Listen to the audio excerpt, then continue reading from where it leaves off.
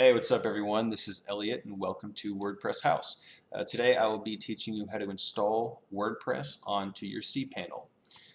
For this example, I'm using GoDaddy as my host, and this tutorial is assuming that you've already purchased a domain name, you've already purchased a hosting plan, and you've already connected your domain name to the hosting plan.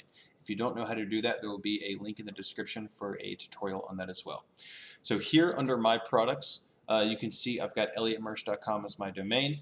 I've got a deluxe Linux hosting with cPanel, and then you can see I've also already attached my domain to my hosting plan. So we'll go in here to manage, and we will open up our cPanel admin.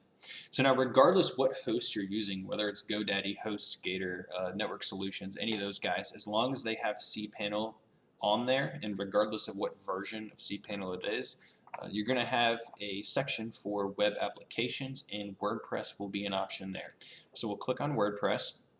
This will take us to a WordPress installation landing page, and we'll simply click install this application. So starting from the top, I'm going to leave the directory optional because I want WordPress to be installed in the root of my domain. I don't want it to be in some subfolder, so we'll leave that empty. All these settings we're going to leave default, and here this is kind of important, so I always leave it to do not automatically update my plugins, my theme, or major WordPress updates. And the reason for this is because if you've got a theme that hasn't been updated in over a year and a new major version of WordPress comes out, your theme may not be compatible. So if WordPress automatically updates, it could crash your website. So I generally like to manually choose when I'm going to update my theme, plugins, and WordPress, so I can be sure that everything is compatible and there won't be any issues after doing so. So we'll leave all this to the default settings, and down here to the administrator username and password. Now this is going to be the username and password that you use to log into WordPress. So we'll go ahead and create a username, WP House, and we'll create a simple password as well, and I'll show you guys what that is.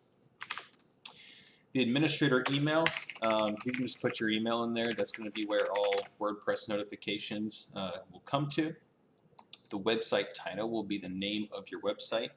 So we'll call this WP House Tutorial Site, and then the tagline can also be whatever you want it to be. Now keep in mind, you can change the website title, website tagline, even in the administrator email in the future. So this is not set in stone. You can easily update this stuff once you've installed WordPress. Everything else I'm going to leave default, and I'm going to go ahead and click install. So now after WordPress is done installing, it's very simple to access your website. All you need to do is go to your domain /wp-admin, and we should be presented with a login screen, which we are. Here we will use our username and password that we created before, and I will hit login. So here you'll be asked if you want to do the wizard. Typically I say no, because I kind of just like to do all that stuff myself, and a lot of the options that they give you in there are kind of irrelevant.